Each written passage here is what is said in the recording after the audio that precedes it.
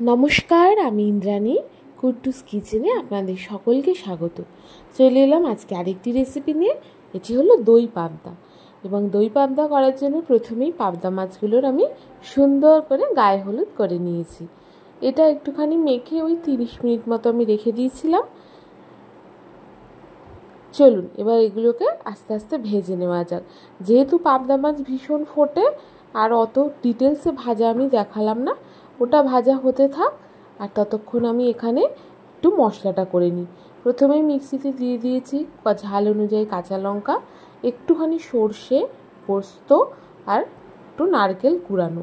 এটাকে মিহি পেস্ট আমি এখানে বানিয়ে নিয়েছি। এখানে বলে রাখি, সর্ষে পোস্তটা আমার একদমই কম ছিল, মাছ আন্দাজে। আপনারাও মাছ আন্দাজে সর্ষে পোস্তটা নেবেন। এবার এখানে একটা বড় বাটিতে বেশ অনেকটা দই নিয়েছি, সেটাকে ভালোভাবে ফেটিয়ে নিয়েছি। নিয়ে ওই যে মশলাটা পেস্ট করলাম, সেই মশলাটা এখানে ঢেলে দিলাম। এবার মশলা আর দই বেশ সুন্দরভাবে মিশিয়ে নিতে হবে।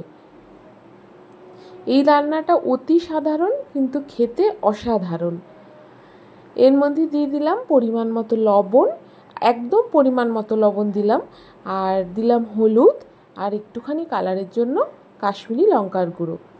যেহেতু ঝালের জন্য এখানে আমি কাঁচা লঙ্কা আগে ইউজ করে নিয়েছি, সেহেতু এখানে আর গুঁড়ো রেড চিলি পাউডারটা আমি দিলাম না। শুধু একটু কালারের জন্য আমি কাশ্মীরি রেড চিলি পাউডারটা দিলাম। দেখুন সব মিশিয়ে নিয়েছি। আর চলুন, ওদিকে আমার মাছটাও ভাজা হয়ে গেছে। আর ওই তেলেই আমি একটু কালো জিরে ফোড়ন দিয়ে দিয়েছি। দিয়ে এবার এইটাকে আমি যে মশলাটা বানানো ছিল সেটা কিন্তু দিয়ে দিলাম। এই সময় কিন্তু একদম আমার গ্যাসের আঁচ বন্ধ করা ছিল, কেন এই সময় যদি গ্যাসের আঁচ বাড়ানো থাকে, তেল যদি অতিরিক্ত গরম থাকে, তাহলে কিন্তু দইটা কেটে যাবে, কেটে ছানা ছানা হয়ে যাবে, টেক্সচারটাও ভালো আসবে না, স্বাদও ভালো হবে না। তাই আমি একদম নিভিয়ে দিয়েছিলাম, দেখেই নিশ্চয়ই বুঝতে পারছেন।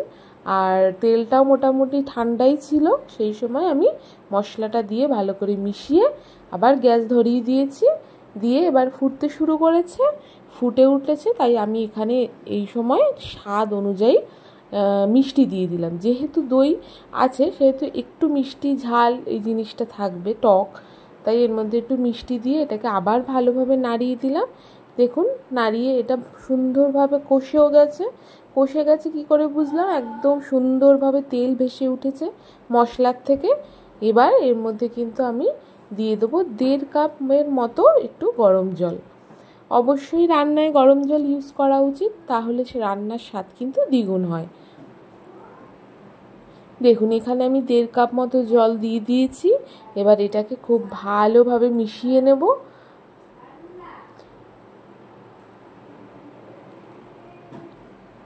মিশিয়ে নেওয়ার পর কিন্তু এতে আমি ফুটে ওঠার পরে কিন্তু আমি মাছগুলো দিয়ে দিয়েছি। এবার ওই যে মশলাটা আমি দইয়ের সঙ্গে বানিয়েছিলাম, সেটা পুরো কিন্তু তখন দিইনি, এই কিছুটা তখন বেশিরভাগটাই তখন দিয়েছিলাম। আর এখন যেটুকু মশলা বাকি ছিল, দেখেই বুঝতে পারছেন কতটুকুই বাকি ছিল, সেটুকু মশলা আমি এখন দিলাম। এটাতে না এই স্বাদটা আরও ভালো আসে। মশলাটা দিয়ে কিন্তু খুব আলতো হাতে ওটাকে মিশিয়ে দিয়েছি এবং আবার এটাকে ফুটতে দিয়েছি। দেখুন আমার দই পাবদা কিন্তু বেশ অনেকটা হয়ে এসেছে। আর এই সময় গ্যাসের আঁচটা আমি কমিয়ে দিয়েছিলাম, আর খুব একটা বেশি নাড়াচাড়া আমি করতে পারলাম না, আপনাদের দেখাতে পাচ্ছি না। কেন পাবদা মাছ জানেন ভীষণ নরম, বেশি নাড়াচাড়া করলে যদি ভেঙে যায়। তাহলে আমার কিন্তু পাবদা মাছ ঠিক এইভাবেই রেডি হয়ে গেছিলো, আর আমি এইভাবে এটাকে সার্ভ করেছিলাম।